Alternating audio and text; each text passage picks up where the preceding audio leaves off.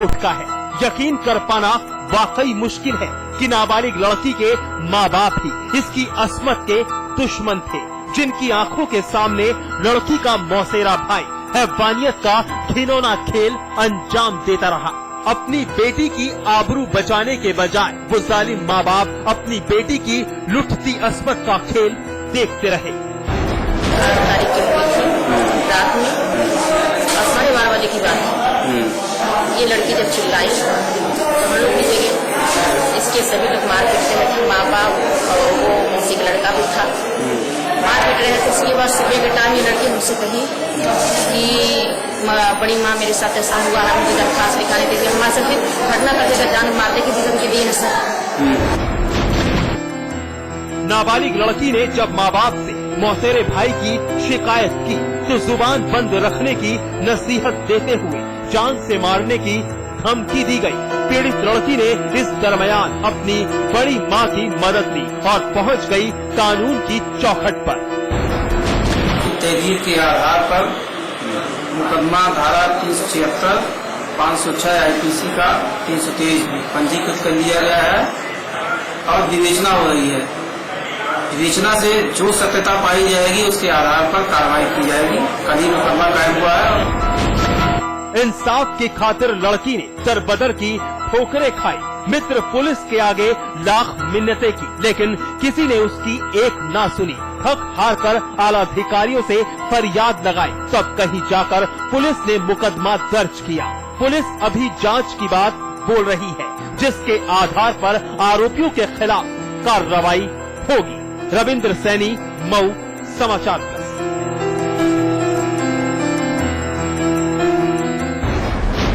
उसके गुनाहों की फहरिस्त से पुलिस की डायरी भरी पड़ी थी। उसके सिर पर एक बेगुनाह का कत्ल का इल्जाम था।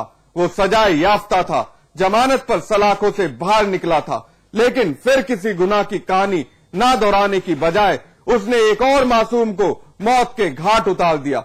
सवाल उठता है कि क्या वो फिर शिकंजे में आया? देखिए रिपोर्ट। वो सजा याफ्ता था, बेगुनाहों का गुनहगार था, लेकिन फिर भी कातिल पर खून सवार था। तस्वीर गौर से देख लीजिए, शायद जहन पर पड़ी गर्द हट जाए और कहानी खुद ब खुद साफ हो जाए। कुछ याद आया। तस्वीर उसी 11 साल के मासूम हर्षित की है, जिसकी बड़ी निर्ममता से हत्या कर दी गई थी। नाजुक शरीर में सनक की गोली दाग परिवार की दुनिया उजाड़ दी गई थी। परिवार का घाव भरा नहीं है, बल्कि नासूर बन चुका है, क्योंकि जख्म देने वाला कोई पराया नहीं था, बल्कि पुलिस के शिकंजे में आया ये अपराधी है, जो रिश्ते में हर्षित का चचेरा चाचा है।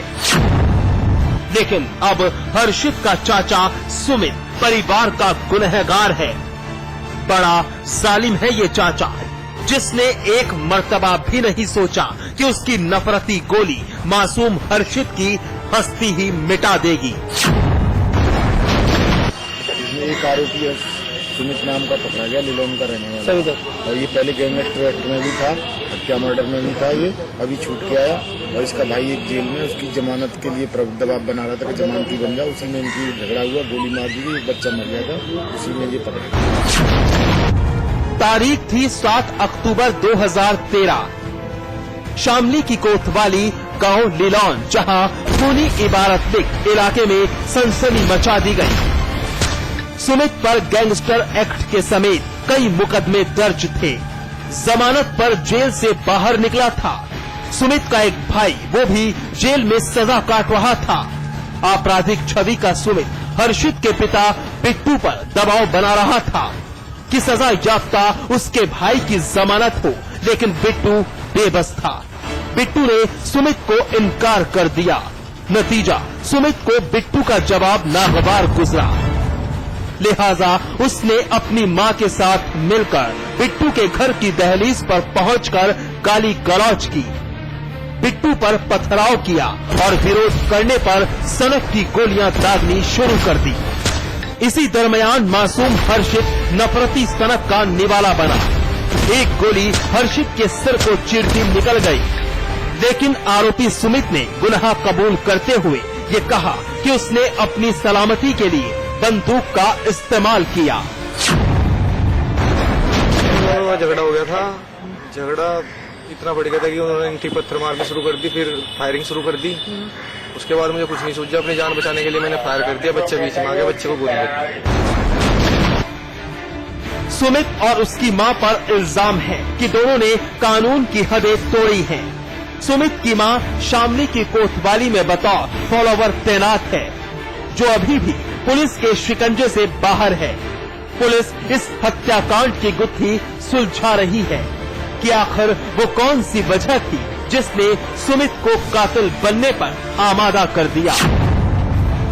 लेकिन सच तो यही है, एक परिवार ने अपना मासूम बेटा खो दिया। वरुण चौधरी, शामली, समाचार प्लस।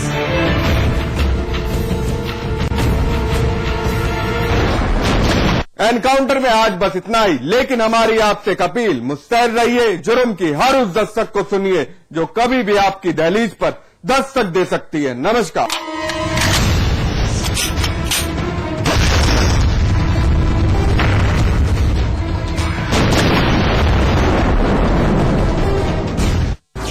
मैं किसी से डरता नहीं, खबर से समझौता करता नहीं।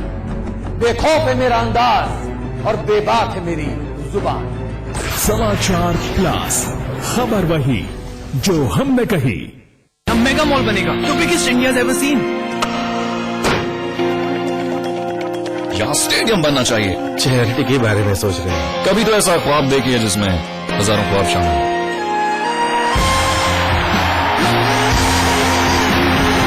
जब दूसरों के ख्वाब पूरे करोगे ना, तो अपना कल बनते देखोगे। रजनीगंधा दिल में है दुनिया। कुमाऊं हो या गढ़वाल या राजधानी देहरादून का कोई बवाल हो, पहाड़ी क्षेत्र की हलचल या मैदानी इलाके का कोई सवाल, जानिए उत्तराखंड का पूरा सूरत हाल। देखिए हमारा उत्तराखंड दोपहर 2 बजे और शाम 7 बजे सिर्फ समाचार प्लस पर। आसान नहीं, आसान नहीं।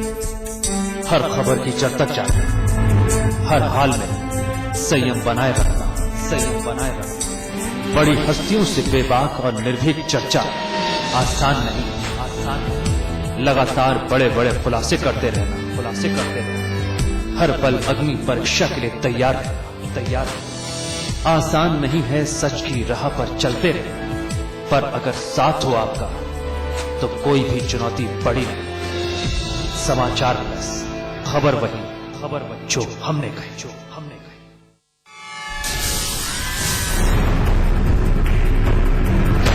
अगर आपके आसपास हो रहा है कुछ गलत, तो समाचार प्लस दे रहा है आपको मौका सिटीजन जर्नलिस्ट बनने का। अपने कैमरा या मोबाइल फोन से खींचिए तस्वीर या वीडियो और उसे भेज दीजिए, या कीजिए हमें फोन। अपनी खबर को दीजिए अपना अंदाज, बनिए जनता की आवाज। सिटीजन जर्नलिस्ट सिर्फ समाचार प्लस पर। खबर वही जो हमने कही।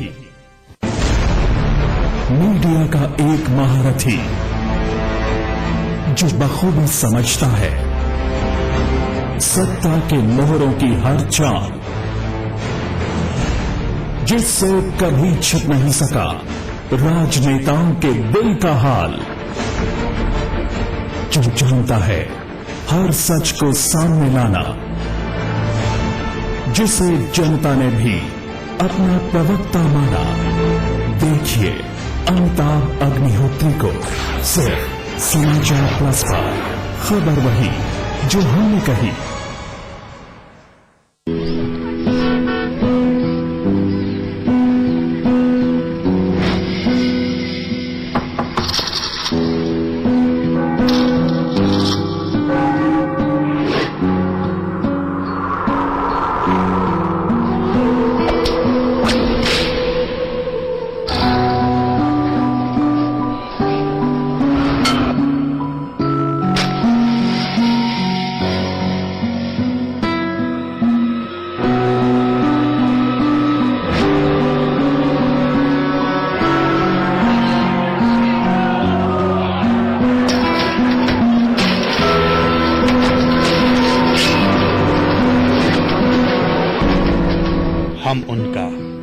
तो नहीं बदल सकते, लेकिन हम उनका भविष्य बदल सकते हैं।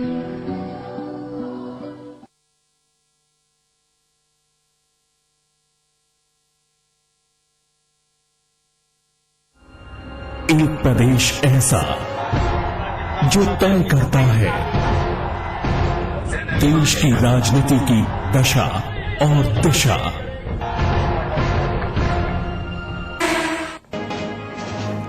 सड़क हादसे में बार बार बचे कैबिनेट मंत्री आजम खान। अमरोहा में हादसे का शिकार हुई आजम खान की गाड़ी। रॉन्ग साइड से आ रही गाड़ी ने मारी टक्कर। काफिले की 3 गाड़ियां क्षतिग्रस्त।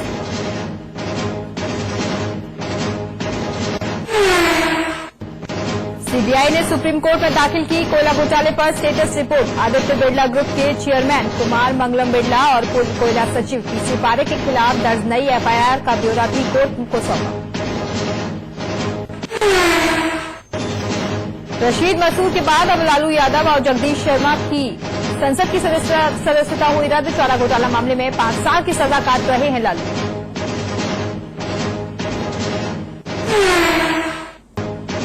भाई पर लगे आरोप से भड़के रामदेव ने केंद्र और उत्तराखंड की कांग्रेस सरकार पर बोला हमला। कहा मुझे फंसाने के लिए हो रही है सारी कवायद। उन्नाव के साधु शोभन सरकार के शिष्य ओम बाबा के कांग्रेस कनेक्शन का हुआ खुलासा। मेरठ के कांग्रेसी नेता और पूर्व विधायक ने किया दावा। ओम बाबा ने कबूली कांग्रेस से संबंध होने की बात। दंगों के आरोप में फरार विधायक राजकुमार ठुकराल समाचार प्लस के कैमरे में कैद। पुलिस की पकड़ से दूर विधायक ले रहे थे चाय की चुस्कियां। साल 2011 में रुद्रपुर में हुए दंगों के हैं आरोप। सूरत रेप केस में न्यायिक हिरासत में भेजे गए आसाराम साबरमती जेल में किए जाएंगे शिफ्ट। नारायण साई की अग्रिम जमानत पर टली सुनवाई। संभल में 2 मजदूरों पर डंडे बरसाकर पुलिस ने दिखाई अपनी बहादुरी। पिटाई की घटना पर कैमरे पर झूठ बोलने से भी नहीं हिचके दरोगा।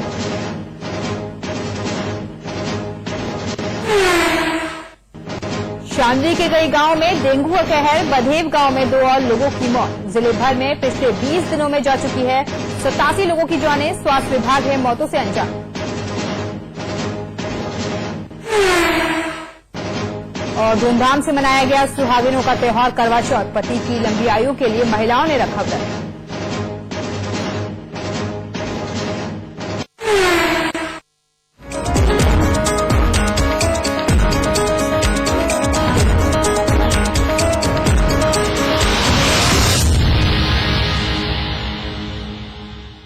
रूसी राष्ट्रपति पुतिन ने कुछ तस्वीरें और सिक्के देकर प्रधानमंत्री मनमोहन सिंह को आश्चर्यचकित कर दिया, जो कि 100 वर्षों से अधिक समय पहले के द्विपक्षीय संबंधों का प्रतीक है। पुतिन ने अपने प्रोटोकॉल अधिकारियों को भी चौंकाते हुए मनमोहन सिंह को भारत का 16वीं सदी का मानचित्र और मुगल काल का एक सिक्का भेंट किया।